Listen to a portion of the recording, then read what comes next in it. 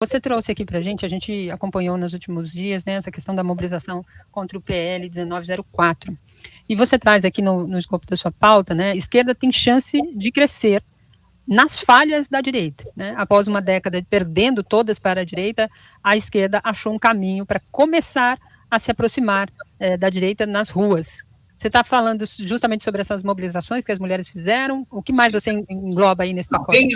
Começa com a privatização das praias, depois vem o PL 1904, e agora nós temos um movimento interessante aqui em São Paulo, que eu publiquei até um vídeo ontem, foi bastante comentado, que é o não que as favelas paulistanas estão dizendo ao vice do Nunes, não é?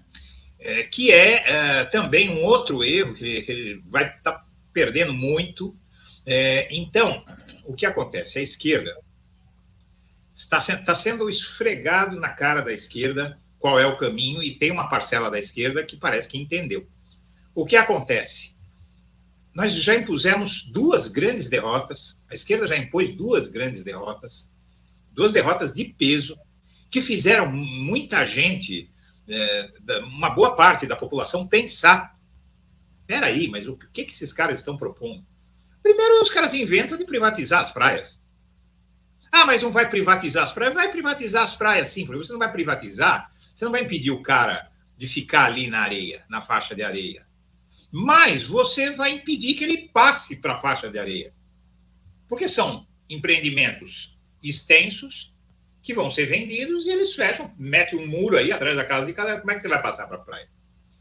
Não é? Então, e às vezes tem 4, 5 quilômetros, você vai ter que andar para ir naquela praia que está atrás do muro. Você não vai fazer isso. Então, aquela praia ela vai ficar reservada para aqueles empreendimentos.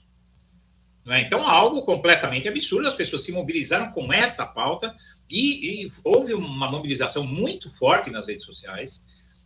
O problema é que a gente não pode ter mais essa coisa de abraçar 450 pautas ao mesmo tempo. Entendeu? Porque aí ninguém vai cada um na sua, essa segmentação. Então, é o cara da greve aqui, o cara do cachorro-quente ali, o cara não sei o que ali, tal, e no fim ninguém vai, porque o cara pega uma lista de 200 pautas ali, deixa eu ver se tem a minha pauta aqui, ele não vai fazer isso. Não tem um mote. Então, você tem, por exemplo, para a questão de mobilização de rua, o caso das praias, que é muito forte, assim como os bolsonaristas, eles não são mágicos. Eles usam o aborto. O aborto é uma questão, eles sempre usaram o aborto. Né? Eles usam questões. Seu filho vai virar gay. Aborto. Deus não quer. Entendeu? Seu filho vai virar gay. Então, eles focam em coisas simples que as pessoas entendem. E nessa questão do aborto, a campanha da mulherada foi um negócio maravilhoso. Né? Foi o mote. Né? Criança não é mãe, estuprador não é pai. Né? Querem botar mulheres na cadeia, porque se você tem uma lei dessa, em tese, ela pega até as dondocas do Leblon ou dos Jardins, que vão numa clínica toda segura, mas se alguém descobre e denuncia? Não é verdade? Sim. Então, quer dizer, é algo que a hipocrisia também, que é imanente na nossa sociedade, tem aí uma certa... Porque é aquela coisa, quanta gente que prega contra o aborto e já fez aborto, né? E faz aborto. Nós tivemos ainda, você lembra da eleição de 2010, a mulher do José Serra, a Mônica Serra, que acusou a Dilma de ser abortista, e aí, no meio da campanha, aparece uma ex-aluna dela lá no Chile dizendo que ela tinha feito aborto. Né? Então, é essa hipocrisia toda. E o que acontece é que a esquerda tem chance de, usando a inteligência, porque eu acho assim, a gente tem que entender, nós estamos numa guerra contra a extrema-direita, contra o fascismo, mas você sabe muito bem que nós temos um processo de nazifascistização desse país ao nível em que há até preocupação internacional com a ascensão do neonazismo no Brasil. Vocês mesmos noticiaram isso agora esses dias, né? Então, na verdade, não é brincadeira, não é uma coisa para ficar, sabe, tergiversando, tal.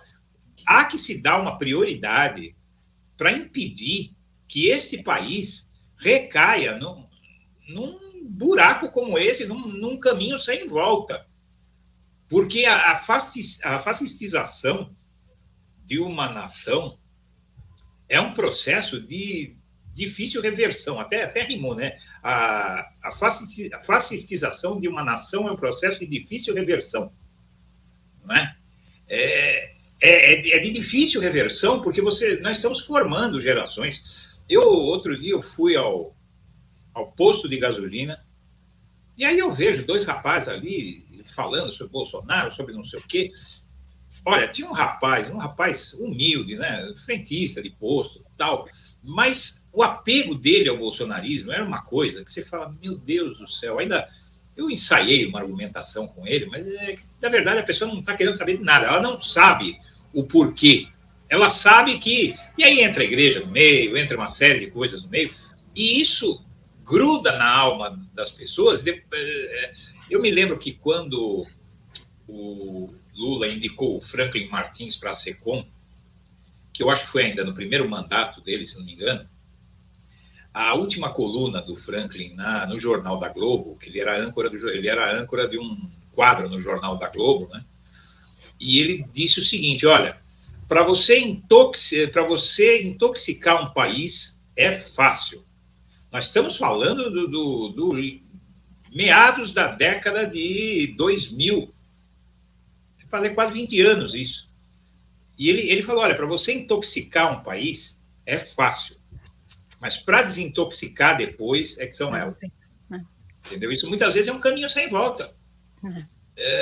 Eu tenho comentado muito aqui o meu interesse pela ascensão do nazismo, porque você veja, se uma nação como a Alemanha, que era talvez a nação mais educada do planeta, com um melhor nível, né, socioeconômico, cultural, né, você corromper aquelas pessoas daquela forma, você enganar aquelas pessoas daquela forma, você veja o que pode acontecer em um país em que a oferta de educação, né, a educação é tão ruim, em que as pessoas têm tão pouco preparo e estão aí, em muitos casos, ao nível de infantilização, por parte, inclusive, de uma mídia que infantiliza a população.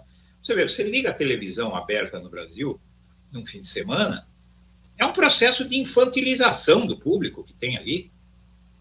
As pessoas, você não consegue transmitir nada relevante, nada um pouco mais profundo, nada para essas pessoas. Então, eu acho que é muito perigoso e eu acho que a esquerda tem essa chance de levar a sério esse processo